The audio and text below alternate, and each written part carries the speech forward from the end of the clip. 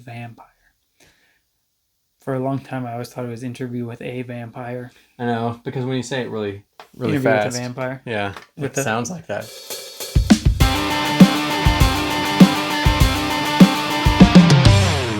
Hi, I'm Dillon. And I'm Ryan. And welcome back to Adaptation Station, the show where we review books and their movie adaptations. One of us reads the book before watching the movie, the other watches the movie and then reads the book.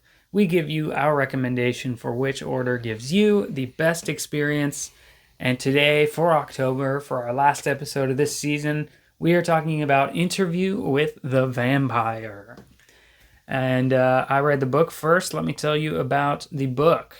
The American writer Anne Rice published Interview with the Vampire in 1976, and it went on to become just the first installation in a 13-book series called The Vampire Chronicles. Yeah, I looked it up. It's 13 books total. Wow.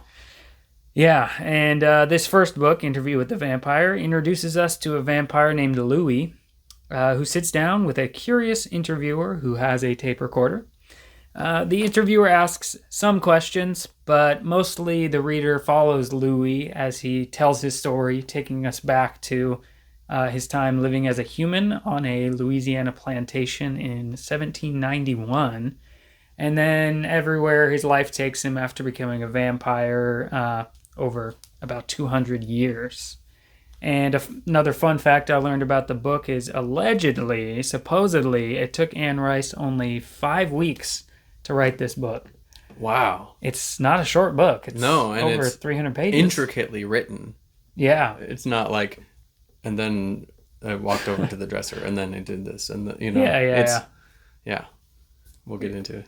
Yeah, that's apparently true. Anyways, the Goodreads score for Interview with the Vampire is a 4.01 out of 5, which is high. That's an 8.02 out of 10. That's one of the highest scores we've seen in a while, I think. Yeah, that is pretty high.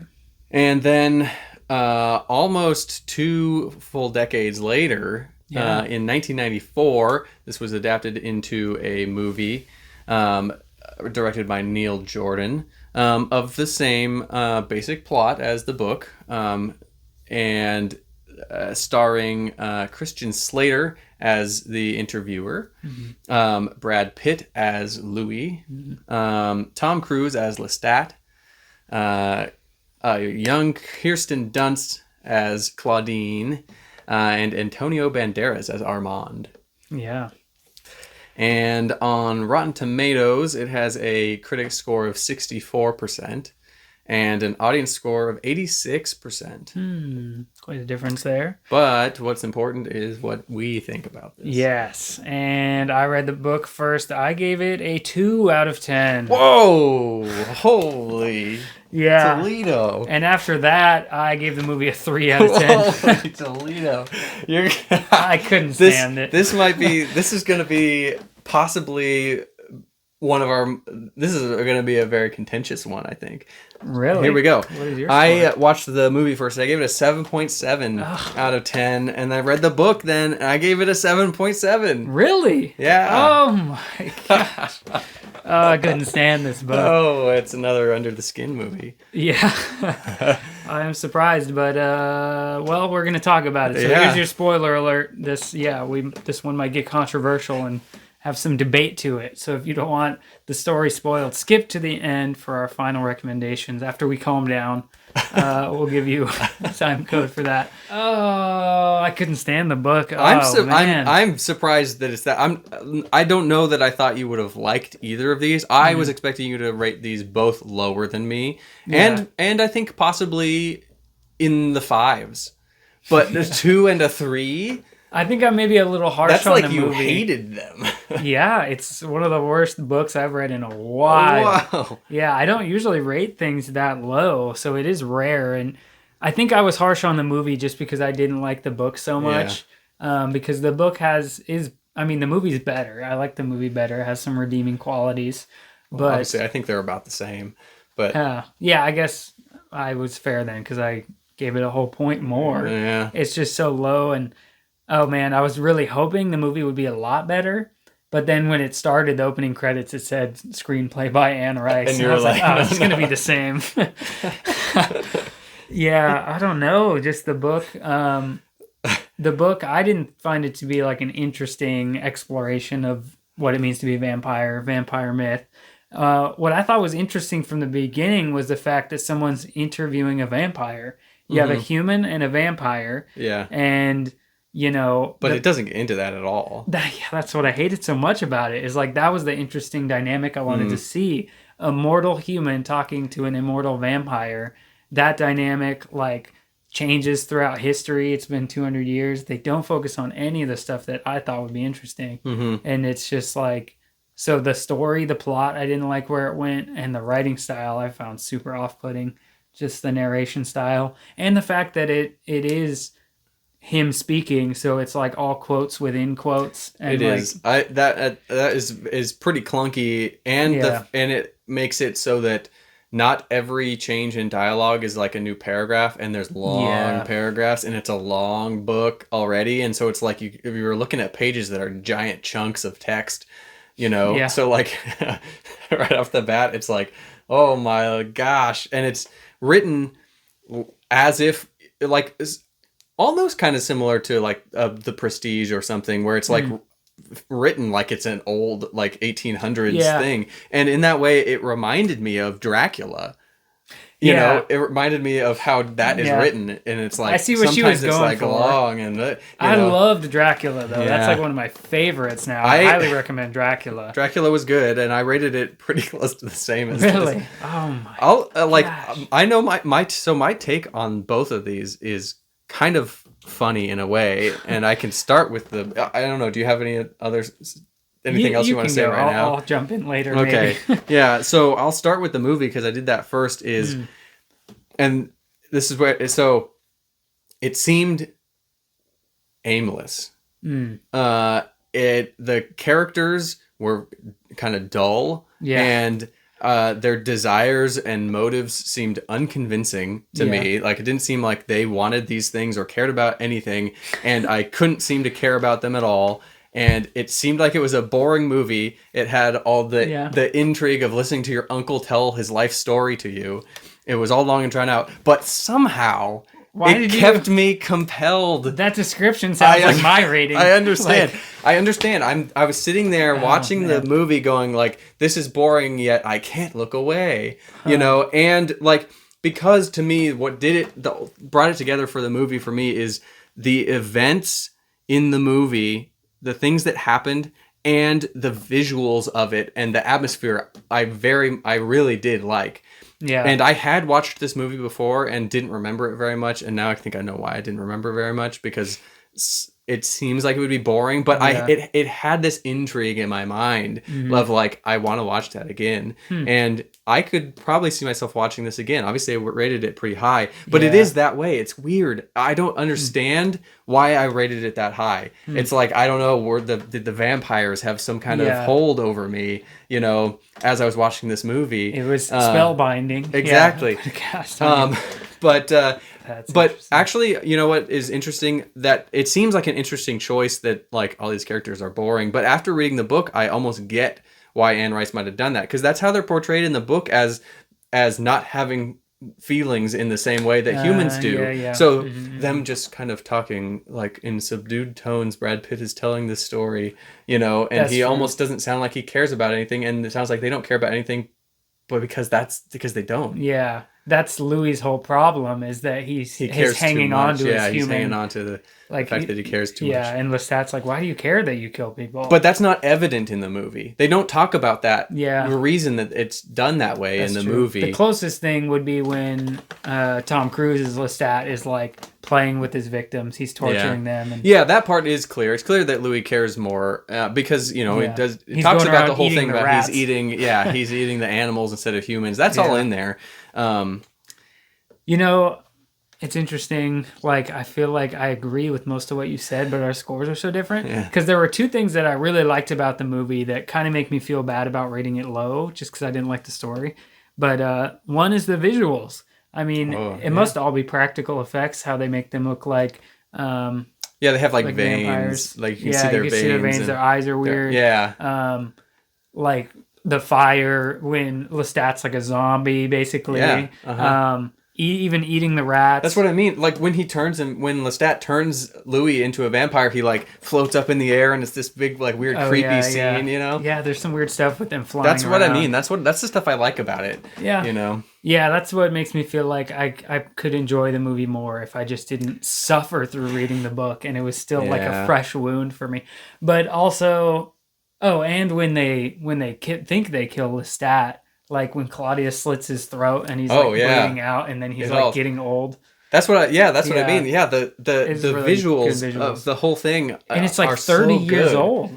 Oh yeah, it looks great. It all stands up really well. Yeah, all of that. Yeah. So that was one. That was the one thing I liked. And number 2 is I loved Kirsten Dunst as Claudia. She's the best actor in that movie. Yeah, I think it's crazy. Well, Tom Cruise is really good too. I think he's always good. Yeah, he is good. But Kirsten Dunst as she's like out, 7 years old, maybe. Yeah. Like, and she's crazy. Very good. Yeah.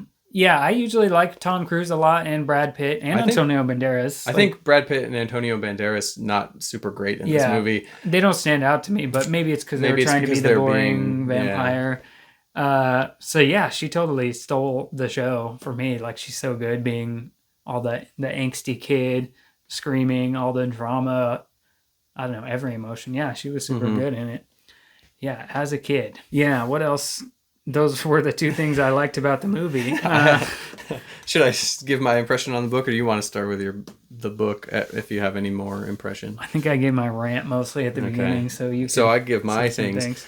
So the book starts out, and this is what I was thinking about it. Very much the same. It's like an uncle telling you his life story, but it's longer. And it's, more excruciating because you have to read it. It takes so much longer to get through it. So at the beginning, I'm like, this book is horrible. Yeah. It sucks. Mm-hmm. And I already knew the story. Yeah. So you're not on the edge of your seat. Yeah. So I was like, what made you rate it higher? The first half of the book, I was like, oh my God, this is so just. But I think what made me rate it higher is because of the way that it came about, it really, really picked up for me at the end. For one, that's where most of the differences are, is in the second half.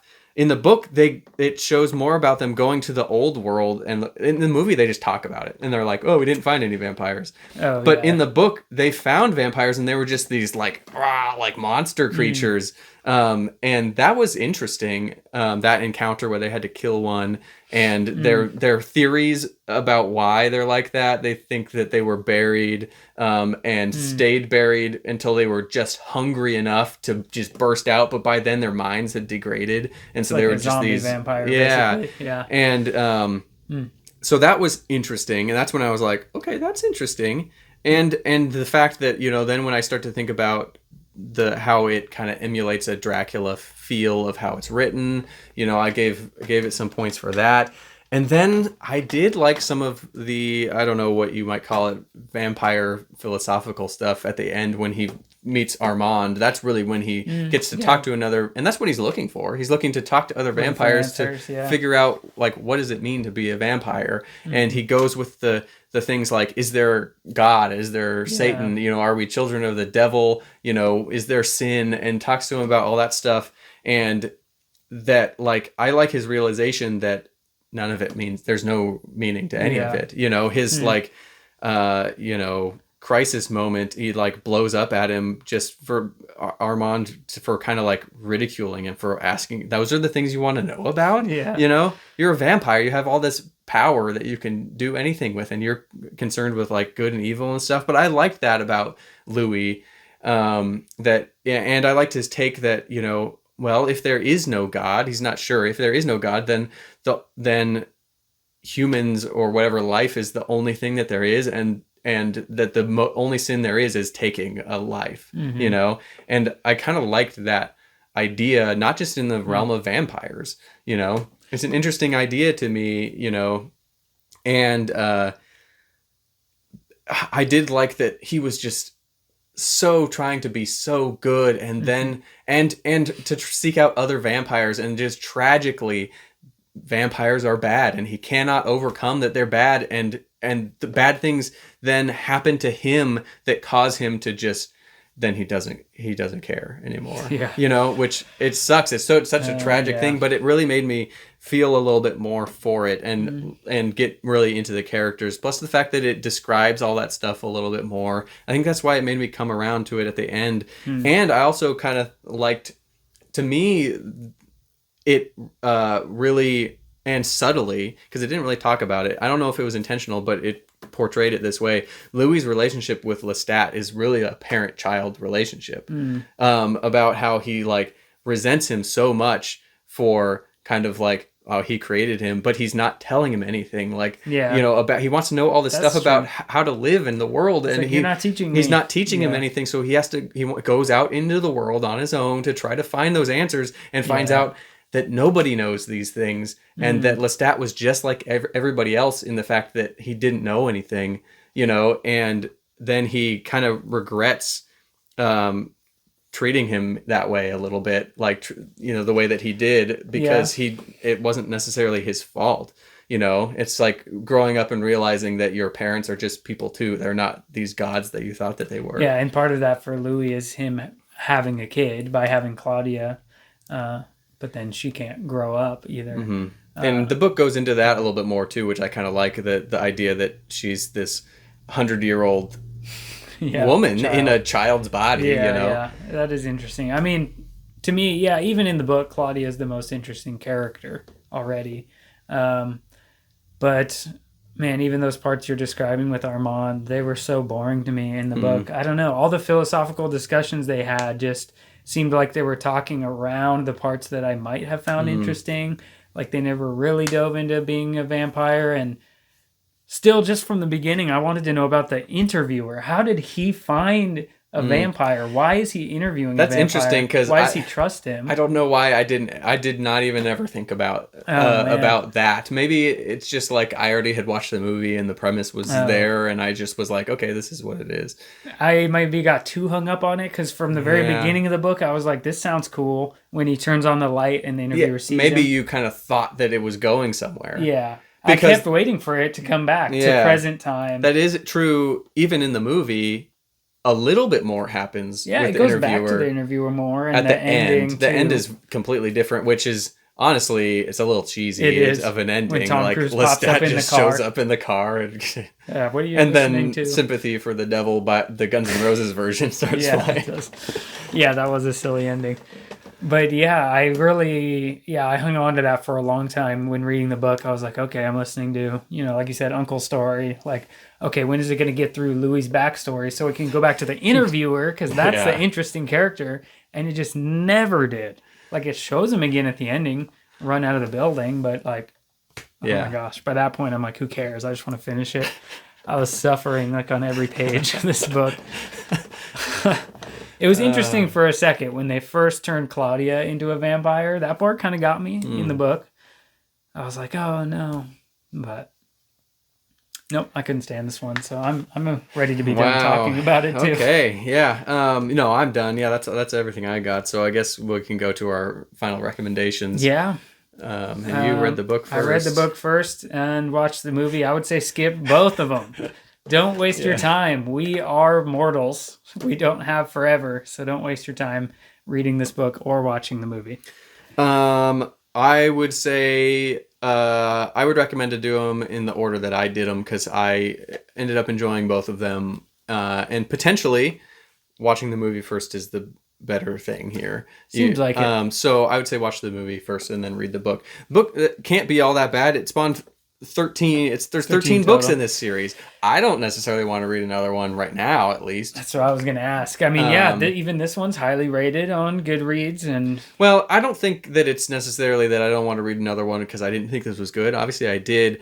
I felt like it wrapped up, and I'm not left wanting more necessarily. Like I didn't rate it like a 9 or something that I I want more. This type of thing. Some people like this a lot more. I don't necessarily. So I gave it a pretty good score, but I don't need any more. This one by itself is good enough. I want to just ask the audience, if you've read this and you love this book and you love the series, Tell me why in the comments, because I don't get it at all. I love Dracula and I hated this book. Does this mean that you're not open to a bonus episode of watching the TV show? I don't know. I don't know. Give it some time. Yeah, maybe next year, year after that. Like I'm more on board for watching something. Yeah. It doesn't take as much time, but a show actually, I don't know. That's longer. So you than a mean movie. you don't want to, say do the rest of the series? Oh my God, no way. Okay. I don't either. I don't either. Is there a movie for each one? Even? No, I don't think so. Hope not. I don't think so. All right, let's start with the book. It's my lowest rated thing ever with a 2 out of 10. I give it a 7.7. Averages a 4.85. Is that our first thing below a 5? It is. I think so. Yeah. For an average. Uh-huh. And the Goodreads score on that is basically an 8 out of 10. 8 out of 10. So we're saying it's massively overrated. Although it's worth noting that my score is very close to the Goodreads score. That's true. But in terms of our combined score, it's almost overrated. Two times. It's very overrated. Yeah. I know. This is an under the skin movie situation though, where we're really pulling it one way. Yeah. That's what makes Coming our weighted score a little more fair. Does, yeah. And for the movie, I gave that a 3. And I gave that a 7.7 again. Okay, so a similar score. 5.35. Okay, at least above a 5. Above a 5. And that's still lower than both the critics and audience. Critics have it at 64, which is a little higher, still fresh. The audience has it at 86, which is much higher. Audience very much liked this and the book, a lot more. So we would also say overrated. What we thought. Yeah. Yeah. Overrated book, overrated movie. And I think I know about where these will land on our ongoing rankings. But let's double check this. Let's look. Oh, what do you know? They're both at the bottom. Very bottom. Yeah. The of book this definitely list is. of 32. Like you said, yeah. 31 and 32. 31 and 32, and the book is the first thing below a 5. Yeah. In terms of our combined score, the first thing going. It's the first thing below the equator. That like as our average, we're saying is a little bit bad. Yeah. I still call 4 out of 10 like in the lower all right range. 4 to 6 in my mind is all right. But yeah, that's definitely approaching bad. Yeah, in mine I say like the 50-50 point is the middle for good and bad. Or that's fair. I mean, yeah, nobody could call 4 a good score. So it's in the lower half. I think the book is bad. So I'm okay with that. Yeah. And the movie even this is definitely I think it's pretty fair to say this is our most contentious because this is the first one where both scores were very, very different. Yeah. Like Under the Skin was different, but it was the movie that was very different. We were very close on the book. That's true. We're very far away on both of them. Yeah, both of our scores were very close to our own scores. My book and movie were close to each other. Your book and movie were both in the 7, right? Of what? For this one. Oh, yeah. So we're just far apart from each other. Yeah. Yes. Yeah, it's an interesting one. Well, if you want to read some books that are better than Interview with the Vampire, we have some available. Go down the description for links where you can find that. Follow us on Instagram and stuff like that. And like I said, this is wrapping up season 2 of Adaptation Station, but we will do a wrap-up video soon. And we will be reading and watching stuff during the break. So we have some plans for next season, but we always love getting recommendations. Yeah. We usually bump those up to the top of the list somewhere. So yeah, we did it this season with Prestige. That's true. And we did it before with The Ring for a bonus episode. Yeah. So please, if you have any book to movie adaptations that you like or you think it'd be interesting if we talk about, please comment it below any of our videos. We love to read those recommendations. As for these vampires, viewer, you tell me, which is better, the book or the movie? Let us know in the comments below. Stay tuned by clicking the bell and subscribe to the channel.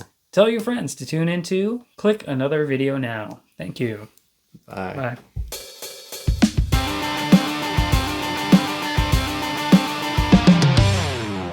We did it. Season 2 is a wrap. I was looking forward to talking about that one because I know you had seen the movie and then wanted to do it. I recommended it, and even so, like when I watched it and read it, and I was like, I almost wish I hadn't recommended these. And it is like what I said is like I'm so surprised that I rate it the way that that I did, given some of my thoughts on both of them. I just couldn't put it lower. I was like, this is how much I actually liked it. I don't know, That's just the way it is. You can't really put it into words. Yeah, see, and then look at yours here, your ratings. Your ratings now are 2 to wider, 2 to 9.2? 9.2. Mine's 4.2 to 10. That's really low. I don't rate things really 3 or lower very often. Well, that's the thing, though, too, is like